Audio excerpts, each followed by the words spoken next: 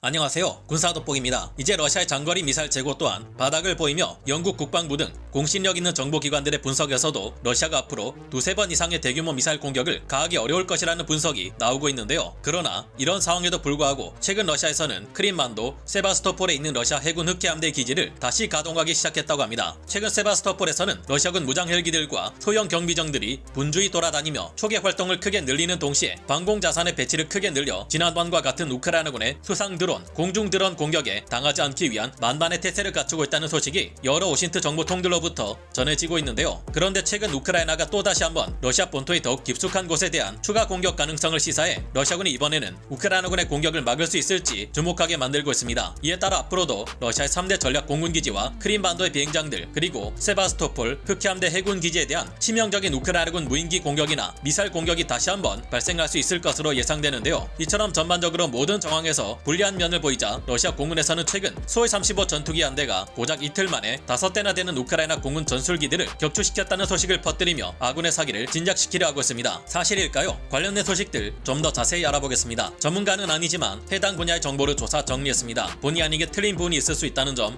양해해 주시면 감사하겠습니다. 현재 러시아군은 흑해함대를 다시 세바스토폴로 집결시키며 이번만큼은 우크라이나군의 드론 공격으로부터 기지를 지켜내기 위해 다층 방어망을 밀집시키고 있지만 그동안 있었던 러시아 본토의 공군 기지들에 대한 우크라이나의 공격 사건들을 보면 큰 소용이 없을 것 같은데요. 이 같은 노력에도 불구하고 우크라이나군이 다시 한번 세바스토폴 해군 기지를 공대지 무인 공격기나 수상 드론, 미사일로 공격한다면 또 한 번 큰 피해를 입을 것으로 예상됩니다. 현지 시각 1월 4일 공개된 미국 ABC 뉴스와의 인터뷰에서 키릴로 부다노 우크라이나 국방부 국방정보국장은 러시아 영토 더욱 깊숙한 곳에 대한 우크라이나군의 추가 공격이 있을 것 같다는 소식을 전했습니다. 물론 보안상 자신들이 러시아 본토의 어느 지역, 어느 시설물을 공격할 것인지나 확실히 공격을 가할 것인지에 대해서는 구체적으로 밝히지 않았는데요. 널리 알려진 것처럼 현지 시각으로 지난해 12월 5일 우크라이나 국경으로부터 약 800km 떨어져 있는 러시아 본토 사라토프 지역의 엥겔스 공군기지와 서부 랴잔 지역의 비행장을 비롯해 보스토치니 공군기지 등 주요 전략 공군기지 3곳을 우크라이나군은 모두 공격했습니다. 이때의 공격은 사정거리가 1000km에 이르는 투폴레프 141 정찰 무인기의 순항미사일 개조 버전 투폴레프 143에 의해 이뤄진 것으로 파악된 바 있는데요. 그런데 이때 알려진 것 외에도 지난 시간에 이에 대해 말씀드린 적이 없어 말씀드리는데 이후 러시아 본토 공군기지에 대한 추가 공격이 또 있었습니다. 여러 오신트 보도에 따르면 크리스마스 다음 날인 현지 시각 12월 26일 오전 2시 26분 우크라이나군이 12월 5일 공격했던 러시아 본토 최대 전략 공군기지인 엥겔스 공군기지를 또 다시 장거리 타격 무인기들로 공격했다고 합니다. 당시 현장을 담은 사진들을 보면 지평선 너머에 거대한 불길들이 식별되고 있으며 이로 미뤄보아 거대한 유폭이 일어났음을 한눈에 쉽게 짐작할 수 있는데요. 이번에 또다시 공격받은 러시아 본토 엥겔스 공군기지는 러시아의 수도인 모스크바에서는 남동쪽으로 약 730km 떨어져 있고 우크라이나의 국경 도시인 하르키오로부터는 약 710km 떨어져 있는 위치에 있습니다. 그래서 이번 공격에 동원된 우크라이나군의 무인기 또한 사정거리가 1000km에 달하는 투폴레프 143이었을 것으로 짐작되고 있는데요. 이 무인기는 이번에 우리 한국 영공을 침범했던 북한 무인기들과는 비교도 되지 않을 만큼 크며 그만큼 레이더에도 쉽게 탐지 및 추적되는 물건입니다. 하지만 우크라이나군은 마치 순항미사일처럼 이를 저고도에서 비행시켜 엥겔스 공군기지를 타격했다고 하는데요. 러시아군은 지난 12월 5일 이곳에 우크라이나군의 무인기 공격을 받은 이후 같은 피해를 입지 않기 위해 방공망을 강화해 온 것으로 알려졌습니다. 그러나 12월 26일 이번에도 우크라이나군은 해당 기지에 방공 사각지대를 노려 침투했고 이번 공격에 의해 엥겔스 공군기지는 또다시 큰 타격을 받은 것으로 알려졌는데요. 이 기지에서는 여러 번이나 강렬한 폭음과 함께 주변을 대낮처럼 환하게 밝히는 섬광이 번쩍였고 상당수의 러시아군 폭격기들과 항공기들이 이번 공격을 통해 파괴되었다는 보고가 여러 오신트 정보통들로부터 계속해서 이어져 오고 있습니다. 비셰그라드 24와 같은 동유럽의 언론 매체들이 파악한 바에 따르면 이번 우크라이나군의 무인기 공격으로 엥겔스 공군기지에서는 투폴레프 95MS 폭격기 여러 대가 손상을 입었고 이 중 한 대의 폭격기는 아예 완전히 산산조각이 나버렸다고 하는데요. 얼핏 보기에도 이번 공격으로 인한 피해가 만만치 않았음을 알 수 있고 여전히 러시아군 방공망이 우크라이나군의 무인기 공격 및 미사일 공격을 막아내기 어려운 것으로 파악되고 있지만 러시아는 이를 애써 감추고 있습니다. 러시아 측에서는 이번 우크라이나군의 엥겔스 공군기지 공격으로 인해 기지가 일부 피해를 입었을 뿐이며 러시아군 방공 시스템들의 지대공 미사일들이 즉시 대응해 우크라이나군의 무인기들을 모두 격추시켰다고 보도했는데요. 이를 격추하는 과정에서 우크라이나 드론 잔해가 지상에 추락했고, 이에 맞은 러시아군 폭격기 정비원 3명이 희생되기는 했지만 이번 우크라이나군의 무인기 공격은 엥겔스 공군기지에 그다지 큰 영향을 주지 못했기에 사실상 우크라이나군의 무인기 공격은 실패라 주장하며 허세를 부리고 있습니다. 그러나 진실은 정반대였다는 것을 현재 공개되고 있는 현장 사진 등의 증거로 우리는 이미 알고 있습니다. 손바닥으로 하늘을 가리려는 듯 뻔히 드러나는 이 같은 거짓말처럼 러시아군의 다층 방공 시스템은 크림만호의 다른 러시아군 비행장들이나 세바스토폴 해군 기지에서도 역시나 마찬가지로 아무 역할도 제대로 하지 못할 것이라는 점은 다를 바가 없을 듯한데요. 게다가 러시아군의 허세는 여기서 끝나지 않았습니다. 요즘 러시아 공군의 지원이 아무 의미도 없을 정도로 크게 낮아진 상황에서 러시아 공군은 대체 뭘 하고 있을지 궁금하신 분들이 많으실 텐데요. 최근 러시아 측에서는 단 한 대의 소위 35 전투기 조종사가 불과 2일 만에 우크라이나 공군의 전술기들을 무려 5대나 격추시켜 에이스 파일럿이 되었다는 소식을 전했습니다. 그런데 이번 사건에서도 의심스러운 정황이 한둘이 아닌데요. 현지 시각 1월 2일 러시아 국방부는 지난해 12월 말 도네츠크 상공에서 전투 공중 초계 작전을 실시하던 소위 35S 전투기가 1시간 만에 무려 3대나 되는 우크라이나군 항공기들을 격추시켰다는 믿기 힘든 주장을 내놓았습니다. 이때 격추된 우크라이나군 항공기는 미그 19 전투기 한 대와 밀8 수송 헬기 2대였고, 이들은 소위 35S 전투기가 발사한 공대공 미사일에 격추되었다고 하는데요. 그러더니 다음날 같은 소위 35S 전투기가 또 출격해 우크라이나군의 밀8 수송 헬기 2대를 더 격추해 이틀간 총 5대나 되는 우크라이나군의 항공기들을 격추했다고 주장했습니다. 그러나 실제로 이 전투기가 격추한 우크라이나 항공기는 단 한 대도 없는 것으로 보이며, 해당 전투기가 실제로 뜨기는 떴는지, 아니 현재 존재하는지 아닌지조차 확실치 않다는 여러 오신트 전문가들의 지적이 끊이지 않고 있는데요. 러시아 측에서 공개한 소위 35S 전투기 출격 장면에서 해당 전투기는 기체 하단에 R-77 아더 능동 레이더 유도 방식 중거리 공대공 미사일 2발과 R-73 아처 열추적 유도 방식 단거리 공대공 미사일 2발을 탑재하고 있었고, 양 주익의 끝단에는 히비니 전자전 시스템을 탑재하고 있었습니다. 그런데 막상 이 기체가 비행 중인 모습에서 전혀 생뚱맞은 모습이 등장합니다. 얼핏 보면 같은 소위 35S 전투기로 보이지만 이 기체는 앞서 보았던 출격 당시에 소위 35S 전투기에는 전혀 없었던 KH-31P 대레이더 미사일을 장착하고 하늘을 날고 있는데요. 이후 러시아가 공개한 세 번째 사진에서 소위 35S 전투기는 아무 무장도 없는 상태로 지상에 착륙하고 있습니다. 마지막 장면의 소위 35S 전투기가 가지고 있던 무장을 공중에서 모두 발사했기에 무장이 없다라고 하면 이해가 갑니다만, 공중에서 갑자기 KH-31P 대레이더 미사일을 장착한 채 나타난 소위 35S 전투기는 뭔지 설명할 방법이 없습니다. 게다가 출격할 당시에 이 소위 35S 전투기와 착륙할 때의 소위 35S 전투기가 같은 기체라면 굳이 이렇게 기수 전면의 기체 번호와 수직 미익에 표기된 기체 번호를 모자이크로 지울 이유가 없었겠죠. 게다가 러시아는 이 전투기가 도네츠크주의 노보 엘리자베토프카 상공, 야블로도프카 상공, 드루시코프카 상공 등에서 우크라이나 항공기들을 격추했다고 밝혔는데, 우크라이나군 측에서는 그런 사실이 전혀 없다고 이야기하고 있습니다. 해당 지역들은 극심한 전투가 벌어지고 있는 도네츠크주의 상공인 만큼 우크라이나군의 다층 지상 방공망이 촘촘하게 쫙 깔려있는 지점이며, 주민들의 오신트 활동 또한 활발히 이뤄지고 있는 지역이라 우크라이나 항공기가 격추되었다면 이를 촬영한 사진이 곧바로 인터넷, SNS 등에 올라올 수밖에 없습니다. 우크라이나군은 해당 지역에서 벌써 몇 달 동안이나 러시아 공군기들의 움직임이 나타나지 않고 있고, 최근에도 러시아 공군기가 모습을 드러낸 적은 전혀 없다고 밝혔는데요. 12월 29일에서 30일 사이 우크라이나군의 바이락타르 TB2 무인기 한 대와 쿼드콥터형 무인기 8대가 격추되기는 했지만, 이들을 격추시킨 것은 러시아 보병들의 휴대용 지대공 미사일들이었지 러시아 전투기가 아니었다고 하는데요. 해당 지역에서 포착된 러시아 전투기는 있지도 않았는데 소위 35S 전투기가 무슨 물체를 어디에서 격추하고 왔다는 것이냐는 물음에 러시아군 측은 대답하기 어려울 것으로 보입니다. 여전히 러시아군의 거짓말은 너무나 쉽게 파악할 수 있는데, 정말 아군들의 사기를 높여주고 싶다면 이런 엉터리 짜집기 영상 만들 시간에 전투 식량 하나라도 전선에 더 보내주는 것이 어떻겠느냐 제안해보고 싶네요. 오늘 군사 돋보기 여기서 마치고요. 다음 시간에 다시 돌아오겠습니다. 감사합니다. 영상을 재밌게 보셨다면 구독, 좋아요,